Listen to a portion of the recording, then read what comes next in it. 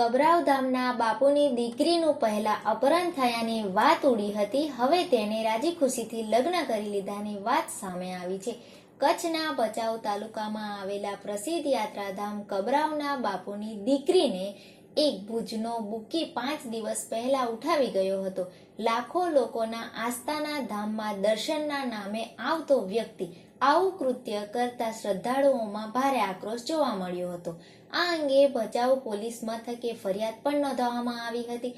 પોલીસે આપેલી માહિતી પ્રમાણે 25 નવેમ્બરની રાત્રે ભુજનો ઓમ ડાભી નામનો વ્યક્તિ કબરાવ મોગલધામના બાપુની દીકરીને ભગાવી ગયો હતો. બુકી નામનો શખ્સ છેલ્લા 3 વર્ષથી કબરાવ ધામ દર્શન માટે આવતો હતો. દર્શનના બહાને આવું કૃત્ય કરતા શ્રદ્ધાળુઓમાં ભારે આક્રોશ જોવા મળ્યો હતો. ભચાઉ પોલીસ મથકમાં દાખલ થયેલી ગુમ નોંધના પગલે પોલીસ ટેકનિકલ સર્વેલન્સને આધારે બંનેને 5 દિવસે વલસાડ જિલ્લામાંથી ઝડપી લેવામાં આવ્યા છે.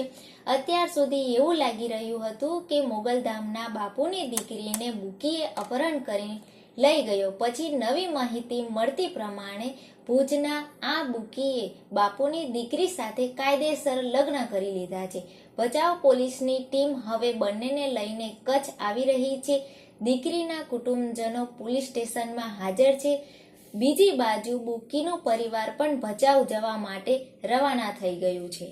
અત્યાર સુધી આ મામલામાં એવું લાગતું હતું કે ભુજના બુકી બાપુની દીકરીને બળજબરીથી ઉઠાવી લઈ ગયો, પરંતુ જે રીતે બંનેના લગ્ન ફોટો અને મેરેજ સર્ટિફિકેટના ફોટો વાયરલ થઈ રહ્યા છે તેના ઉપરથી એમ લાગે છે કે બાપુની દીકરી તેની મરજીથી ઘર છોડીને બુકી સાથે લગ્ન કર્યા હોય એવું.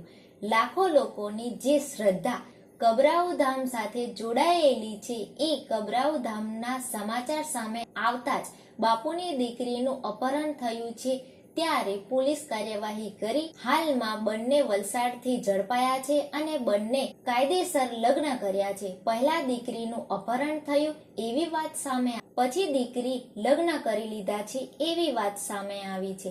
લગ્ન કર્યા એની મરજીથી કે કેમ એની કોઈ પ્રતિક્રિયા સામે આવી નથી. બાપુની પણ કોઈ જ પ્રતિક્રિયા હજુ સુધી સામે નથી આવી.